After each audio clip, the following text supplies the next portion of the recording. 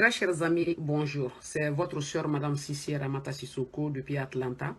Cette petite vidéo pour expliquer le coronavirus en des termes très simples, en africain, en français africain, parce que je vois tellement de mots techniques, des mots tellement compliqués, on essaie de vous mélanger la tête. Je me suis dit que non, on va essayer de simplifier les concepts, parce qu'on ne peut pas lutter contre une maladie quand on ne comprend pas les termes les plus élémentaires. D'abord, la première confusion, la différence entre le COVID-19 et le coronavirus. Ok? Maintenant, le COVID-19, c'est son nom en anglais. Le coronavirus disease. Disease, ça veut dire seulement maladie en anglais. Donc, la maladie, c'est comme le syndrome, la maladie du coronavirus 19. Pourquoi? Parce que ça a été vu en 2019 en Chine. Maintenant, le coronavirus, c'est le virus. Le virus même, c'est comme c'est le petit animal, on va expliquer dans quelques minutes, qui cause, n'est-ce pas, la maladie du Covid. Voilà, donc je vais expliquer les termes que je trouve compliqués souvent. Je vais définir qu'est-ce que c'est qu'un virus et la différence entre un virus et une bactérie. Je vais expliquer aussi la différence entre la mortalité et la morbidité. Okay? Je vais expliquer aussi la différence entre l'épidémie et la pandémie. L'isolation, la quarantaine, le confinement, les ARN, les ADN. Je vais expliquer ça comment, parce que je me suis dit que si vous comprenez les concepts en nos termes, vous allez pouvoir vous défendre bien et lutter contre la maladie. Maintenant, comme on connaît déjà que c'est un virus qui cause une maladie, la maladie s'appelle le COVID-19 ou bien la COVID, comme c'est disease, là, les gens utilisent le ou là, ça aussi c'est quelque chose à expliquer. Et le virus est comme une particule. Maintenant, quand vous regardez la définition de la vie a des caractéristiques. Ça veut dire que pour dire que quelque chose est vivant, les scientifiques se sont assis pour dire, voilà, qu'est-ce que nous avons vu sur tous les trucs qui sont vivants. La première des choses, on a vu que les choses vivantes sont composées de cellules, comme la cellule est l'unité de base de la vie. Le virus n'est pas une cellule, donc ce n'est pas vivant. Par contre, si vous prenez les autres caractéristiques de la vie, comme la multiplication, l'adaptation, le virus a tout ceci. Donc le virus a certaines caractéristiques de la vie, mais comme ce n'est pas une cellule, donc ce n'est pas vivant. Maintenant, comment le virus vit alors? Le virus ne peut vivre que dans l'organisme, que dans une cellule vivante. Donc ça veut dire que ce n'est pas vivant. Mais qu'est-ce que c'est que le virus? Qu'est-ce que c'est que le virus a qui le rend dangereux? Le virus est composé d'éléments génétiques, des acides nucléiques. Maintenant, ça aussi, vous allez dire, oh, non, non, non. Les acides nucléiques, c'est comme ce sont des petites briques. Quand vous regardez l'être humain, vous prenez la cellule qui est l'unité de base de la vie. La cellule, c'est comme si c'est une petite brique. Quand tu mets toutes les briques ensemble, ça devient l'organisme, n'est-ce pas? Donc, c'est une cellule, c'est l'unité de base. Cette cellule a un noyau. C'est comme si tu prends la mangue a un noyau, non? C'est que tu ne manges pas dedans. Voilà, c'est le noyau. À l'intérieur du noyau, même pour la mangue, quand tu ouvres, tu vois quelque chose dedans, non? La chose qui est dedans le noyau de la mangue, cette chose, ça s'appelle l'ADN. C'est comme c'est le code génétique. C'est comme c'est des petites briques que l'organisme utilise pour construire des murs. Et quand tu mets beaucoup de murs, tu mets un toit, ça devient une maison, non? Donc, le virus n'a pas de machine pour construire. Le virus est obligé d'infecter une cellule vivante dans la cellule, d'utiliser la machine que la cellule utilise pour se construire, pour construire lui-même, se multiplier beaucoup de fois, envahir l'organisme, dépasse la capacité de l'organisme et rendre la personne malade jusqu'à ce que tue la personne. Maintenant, vous allez vous demander qu'est-ce que la différence entre une bactérie et un virus. La bactérie est vivante parce qu'elle est composée de cellules. Il y a des bactéries unicellulaires et multicellulaires. Parce qu'il y a des bactéries qui sont une seule cellule et d'autres sont beaucoup de cellules. Donc, le virus est 100 fois plus petit que la bactérie. Ça peut même rentrer dans la bactérie pour infecter la bactérie, rendre la bactérie même malade, comme ça nous rend malade. Donc, la bactérie et le virus sont deux choses différentes. Maintenant, on parle de la mortalité. Ça veut dire le nombre de gens qui meurent quand ils tombent malades. Quand ils prennent, par exemple, le palu atteint à peu près 28 millions. Okay? 228 millions, disons. 200 et quelques millions d'habitants au monde. Parmi lesquels, on a à peu près 0,2% de mortalité. Ça veut dire que chaque 1000 personnes, il y a 2 personnes qui sont tuées par le palu. Par contre, quand tu prends le coronavirus, le COVID-19, tu prends 1000 personnes, il y a à peu près 50 personnes, jusqu'à 100 personnes qui peuvent, jusqu'à 10% de mortalité. C'est très élevé, c'est pourquoi ça nous fait peur. Parce que généralement, quand il y a une maladie, il y a un nombre de gens qui meurent quand ils tombent malades. Donc, quand c'est beaucoup, les gens s'inquiètent. La deuxième chose, il y a deux groupes de maladies. Il y a des maladies dont on connaît les causes et on connaît les remèdes, c'est qu'on connaît le médicament.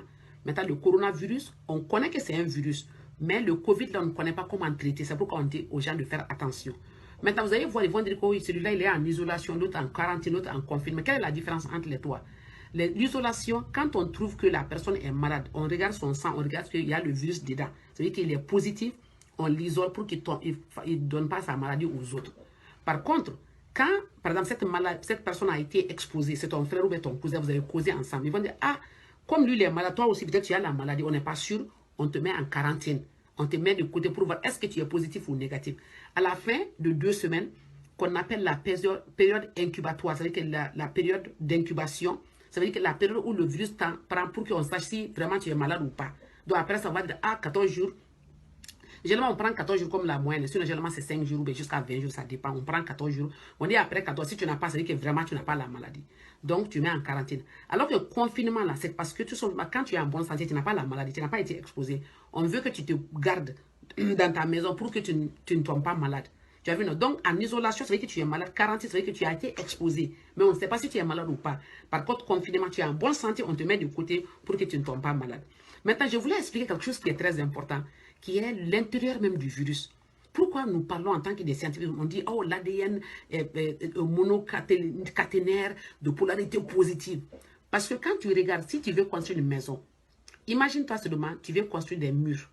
Tu as trouvé que le virus vient dans ta cellule, le virus trouve que la manière de lui construire le mur là, dès qu'il met les briques ensemble, il n'a pas besoin de tourner le mur pour construire un mur, pour construire la maison. Le virus du corona là, il est un virus tellement dangereux, il sait déjà construire un mur sans tourner. Alors qu'il y a d'autres virus, par exemple, ils sont des virus ADN, c'est des virus qui sont négatifs. Ça veut dire que c'est des virus qui ont un mur tourné. Quand ils font le mur, pour que le mur puisse construire la maison, il faut qu'ils tournent le mur. Donc ça, c'est les mRNA. C'est un peu compliqué, mais c'est comme ça que peut-être vous allez comprendre. Voilà. Donc c'est pour cela que le virus là, et puis le virus, quand le virus rentre dans ta cellule là, ça utilise une porte. La porte là, on appelle ça le récepteur. Maintenant, le récepteur du coronavirus 19 là, le coronavirus 19 rentre plus facilement, 10 à 20 fois plus rapide que les autres coronavirus. C'est pourquoi c'est très dangereux, ça tue vite les gens. Maintenant, et puis le virus aussi, c'est l'ADN qui est dedans, l'ARN qui est dedans. C'est comme le code génétique. Les briques qui construisent des maisons là sont aussi couvertes par une enveloppe. L'enveloppe aussi a une autre membrane. La membrane, c'est quoi? C'est la couverture même du virus qui protège le virus. Et cette membrane vient de la personne qui est infectée. Donc le virus prend une partie de toi pour se couvrir avec, prendre tes briques, se construire, se multiplier beaucoup de fois pour construire beaucoup comme lui, se multiplier dans ton corps et puis envahir ta vie. Voilà, c'est pourquoi je me dis qu'il faut bien expliquer ça pour que vous compreniez. Maintenant, on a parlé de la mortalité, de la morbidité. Maintenant, pourquoi on pense que le virus est un truc compliqué? C'est parce qu'il y a des millions de virus dans le monde, mais on a vu que quelques virus qu'on puisse identifier, par exemple 5000 comme ça, parmi des millions. C'est pourquoi c'est très compliqué. Maintenant, qu'est-ce qu'il faut expliquer? Comment le virus te rend malade?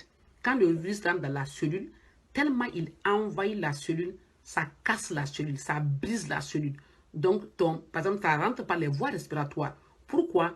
Parce que chaque virus a un lieu où il grandit plus facilement. On appelle ça le tropisme. C'est-à-dire que la partie du corps qu'il aime bien grandir. C'est comme quand tu prends le maïs ou bien le mil ou bien le riz. Mais quand tu veux pousser, là, tu mets dans le sol pour que ça pousse. Maintenant, est-ce que ça pousse partout? Non. Il y a des lieux où ça pousse bien. Donc, le virus aime les voies respiratoires. C'est pourquoi la personne tousse, la personne éternue, les poumons sont collapsés, ça veut dire que les poumons sont cassés. Pourquoi? Tout simplement parce que le virus aime vivre dans les voies respiratoires. Donc, c'est très important de comprendre que les symptômes, of course, bien sûr, sont respiratoires. Maintenant, qu'est-ce que je voulais expliquer encore? Le coronavirus que nous avons vu maintenant, le COVID-19, là, c'est le 7e coronavirus. Ça veut dire qu'il y a beaucoup de sortes de coronavirus. Maintenant, pourquoi? Parce que les virus aussi sont intelligents. Quand on prend un médicament qui peut les tuer, ils se transforment. Mais quand on fait un médicament pour détruire le virus par quelque chose. Supposons par exemple qu'on veut détruire le virus par son chapeau. On fait le médicament qui peut casser les chapeaux. Le virus aussi fait une mutation, c'est-à-dire qu'il change sa forme pour enlever son chapeau pour que la prochaine fois, quand on donne le médicament ne puisse pas guérir la personne parce que le médicament ne peut pas tuer le virus qui n'a pas de chapeau. Donc, on appelle ça les protéines. Donc, c'est comme c'est des différents chapeaux sur différentes sortes de virus. Donc, chaque fois que le virus enlève un chapeau, il porte un autre chapeau, il porte un bracelet ou autre là, le médicament qu'on a ne peut pas. C'est pourquoi les gens qui parlent de la Nivaquine, de la chloroquine, des différents médicaments, c'est parce que c'est des médicaments qui ont été traités par d'autres coronavirus qui ont marché. Maintenant, le nouveau là, les nouveaux cas qu'on a maintenant, bien sûr, quand il y a une maladie que les gens ne comprennent pas, nous allons tenter tout. C'est pourquoi les gens vont dire il faut manger le laï, il faut manger ceci, il faut manger le nyamakou, il faut manger ceci. Pourquoi? Parce que les gens n'ont pas trouvé de solution. C'est un sentiment naturel de la vie humaine. Quand il y a un problème, les gens vont chercher des solutions. Même si on dit par exemple, il faut chanter, les gens vont chanter. Maintenant, je vais vous expliquer aussi. Partout, il y a Dieu. Aux États-Unis, en Chine, en France, Dieu est partout. Allah et Jésus, tout est partout. Les gens prient, c'est normal. Mais les gens prennent des précautions. Dieu nous a donné la capacité de réfléchir, de comprendre la maladie, de lutter contre la maladie. Donc, il ne faut pas vous fier seulement sur les prières. Les prières, là, on les fait quand on finit avec tous les trucs qu'on peut contrôler d'abord. Donc, c'est pourquoi je vous rappeler qu'il y a Dieu partout. Maintenant, on parle de la mortalité aussi. La mortalité est très élevée. C'est-à-dire que quand les gens sont malades, beaucoup de gens meurent. C'est pourquoi on a peur de la maladie. Maintenant, comment il faut se protéger? La prévention, ça veut dire quoi? La maladie existe, le virus est dans l'air. Dans tous les pays du monde, ça existe. Il y a des pays qui n'arrivent pas à détecter ou pour des raisons politiques ne veulent pas déclarer le nombre de cas pour que les gens ne se lèvent pas. Mais quand il y a une pandémie, ce n'est pas une épidémie. Une épidémie, ça veut dire qu'il y a une partie du monde qui est attaquée.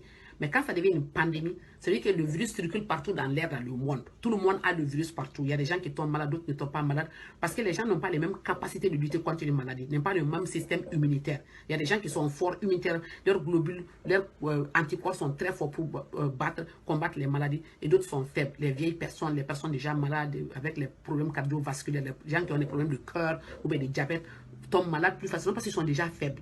N'est-ce pas? Donc c'est pourquoi on sait que c'est partout. Tout le monde doit faire attention. Qu'est-ce qu'on doit faire? L'assainissement. OK? La désinfection. C'est-à-dire que les gens doivent être propres. La main, le corps, les habits, la maison, les rues, les caniveaux, tout ceci sale, c'est ce qui doit être propre, c'est ce qui va lutter contre la maladie. L'interaction entre vous, quand quelqu'un interne, quelqu'un touche, ça saute, on dit maintenant, il y aura des particules infectées. Ça veut dire que ce qui sort de ta bouche ou de ton nez, il y a une petite partie d'eau dedans, les virus sont dedans et ça saute, ça peut rentrer dans le nez de l'autre. C'est pourquoi il faut s'éloigner les uns des autres. Je ne vais pas dépasser 12 minutes, je vais faire vite pour finir, je crois que j'ai tout couvert. Voilà. Maintenant, comme on dit, ça se transmet très facilement. Pourquoi? Parce que le virus a une affinité. Ça veut dire que ça rentre dans la cellule très facilement par rapport aux autres virus. C'est pourquoi on doit faire attention. Donc, cette petite vidéo, c'était pour vous expliquer le coronavirus, le COVID-19, pour vous protéger.